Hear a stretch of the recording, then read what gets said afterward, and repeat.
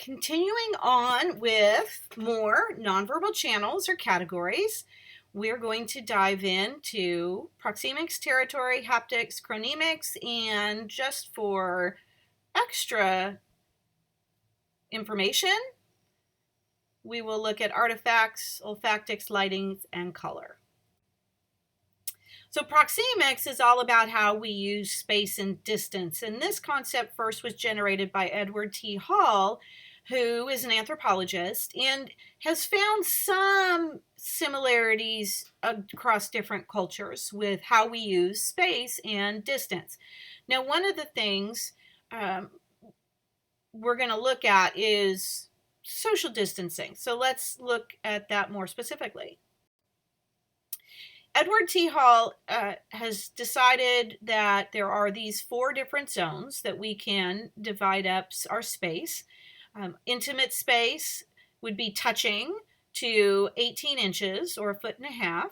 Your personal space is 18 inches or 1.5 feet to 4 feet. Your social space would be 4 to 12 feet, which also would be your business meeting kind of space, offices, etc. And then public space would be 12 feet, which means when we're dealing with the general public, you prefer to stay 12 feet or more.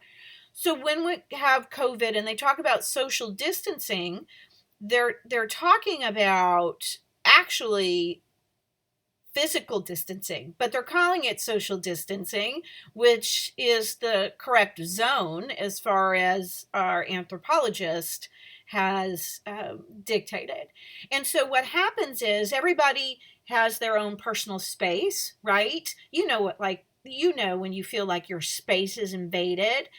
And it all depends on who that person is and what their relationship is to you. Usually in your intimate space, touching somebody or within 18 inches, you usually only allow your close friends and family into that space. Unless it's a business meeting where it's socially acceptable to handshake, right? And then we're usually okay with that. Okay? But if it's your boss that's hanging over your shoulder, or if we're in the classroom, I would come up and stand over one of your shoulders to see how uncomfortable you got, right? Because I or your boss is in your intimate space, and we have a, professional, which is more like your social space distance, but you tolerate it because they have higher status than you, right? If you go to a concert, you are not going to get 12 feet, and you know it. So you allow for those exceptions so that you can achieve your goals. You want to go up to the 14th floor on an elevator for the job interview, and there's a lot of people on the elevator. You'd prefer them to be not in your intimate space or personal space, but to achieve our goals, we allow variations on this concept. But this is how people invade your space, would be a stranger coming into your intimate space, whereas if they're close to you, it might not be uncomfortable. So I give you details on the following slides, a little more information on intimate versus interpersonal, and I include cultural information here as well. Social and public. Public is our public speaking, so usually that's about 12 feet or more away from your audience. So that is proxemics. Territoriality, staking your space, claiming your space. If we were in the classroom, you all come in, you put your backpacks down on the chairs, and then you go back out to get a drink from the vending machine or use the restroom, and you come back in. You save your space. That's territoriality, right? Calling shotgun in the front seat of a car is dictated in this image, right? And so it's claiming your own space. It also includes seating arrangements. Now, this is something that we usually cover in the business communication class, not here, but I like it and I think it's fun to know. So if you are trying to communicate with somebody, liking and getting along, side by side would communicate that. Right? If you're trying to be cooperative, you can sit on each different angle of the table. And if it's a more competitive situation, you would be across from one another. The table shape also could make a difference. There have been peace talks that have been canceled because it was not a round table or an oval table, because those don't have sides. When you have a square or rectangular table, it has sides, and this is considered the head of the table. So you can't negotiate well when somebody's at the head of the table and other people are on the side. It non-verbally says something. So sometimes seating arrangements could be crucial. Now, does it always mean this? No. If you're out on a first date, it is not uncommon to sit across from each other, and that doesn't mean it's competitive.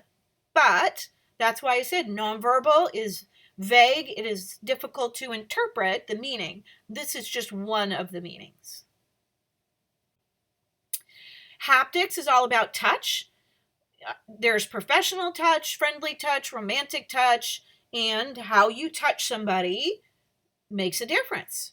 And you know this, and if you are at work, you will be attending sexual harassment seminars, which is not just about touching, but also verbally harassment as well.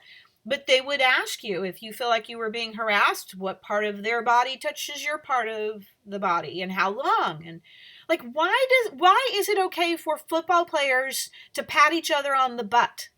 I mean, really? That is a professional setting, and I know it's okay within that culture. I'm guessing they don't do that on the street, but that's a type of touch that is not usually considered professional, right? It's more usually romantic, actually. But you should be aware of the different types of touch and what the function is and what it says. Okay? And chronemics is how we use time, right? We make appointments in some cultures. Now, we're going to learn more about how we use time in our culture chapter. But showing up early, showing up late, it says something. So let's take a job interview, for example. It is appropriate to show up early, but not too early. So how do you know when to show up? Well, I would recommend about 10 minutes early. And what you do is you drive there the day before and know how long it takes you. And then you double that time to anticipate for accidents or whatever. You show up to the parking lot early, have some tea or coffee, read a book, right? Go in, and just so you know, the receptionist or whoever's at the front desk is part of the job interview. They take note of what time you arrived. They let them let the powers that be know your demeanor, your friendliness. They kind of watch you a little bit in the waiting room. What are you doing? And so that is part of the job interview. Don't wait until you actually get into a room with somebody. They are in on it. Okay, just so I want you to know. If you're late to a job interview, you're not going to get the job unless there was an accident and you saved a life and it was on the news, right? So you've got to be early. Okay? Artifacts are your stuff, the car you drive, your handbags, your backpacks, right? Even your tattoos, right? How you use makeup and jewelry and accessories, all of that is part of your stuff, right? And it says something. It communicates a message. We have that old adage, don't judge a book by its cover, but we do. And so the shirts that you wear and the clothes that you wear and the bags you carry send messages. So keep that in mind when you're giving your speech. What are lounge pants going to say about your speaking?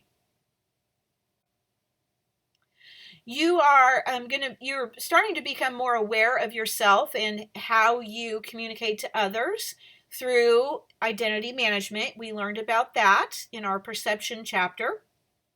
And clothing is often used to create impressions. And so that's something you want to be aware of. What do you wear on a first date? What do you wear on a job interview? What do you wear at work? What kind of message are you sending to others? Olfactics is all about smell.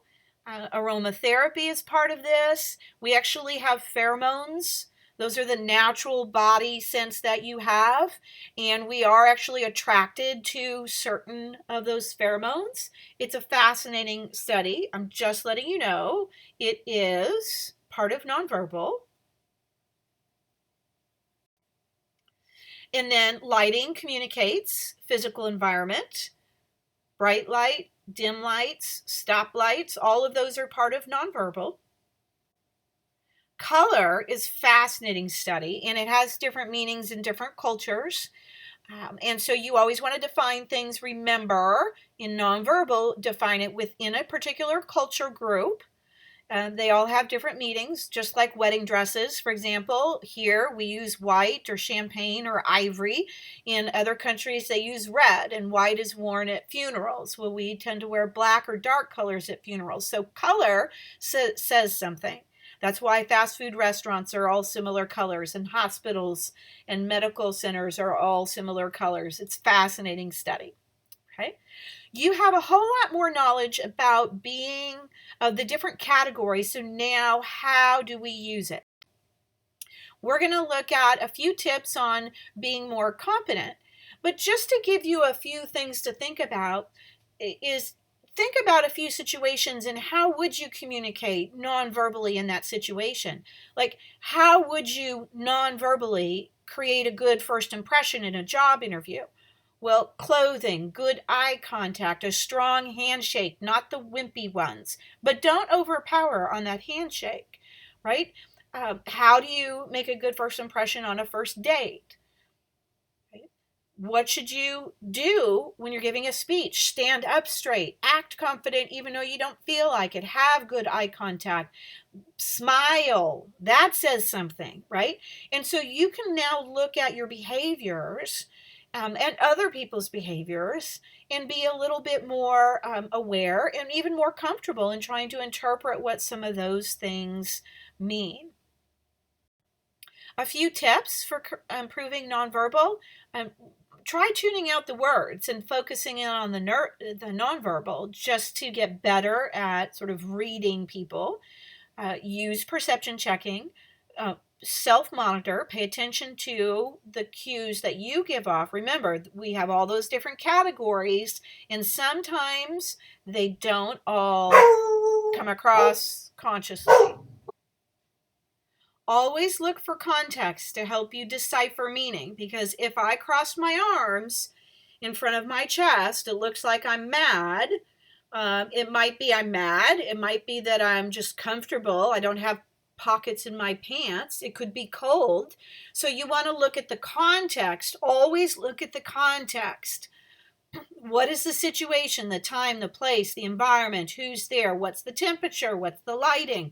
Always look for context to help you interpret what things mean, right? And you can always ask for feedback. I have this video clip from the television show Friends. You can play it from the PowerPoint that's posted in our class. I also have this posted separately as a video because it's about, 4 minutes, but it's really good in demonstrating nonverbal, and it's a fun video. So I encourage you to watch this to really have some great examples of nonverbal.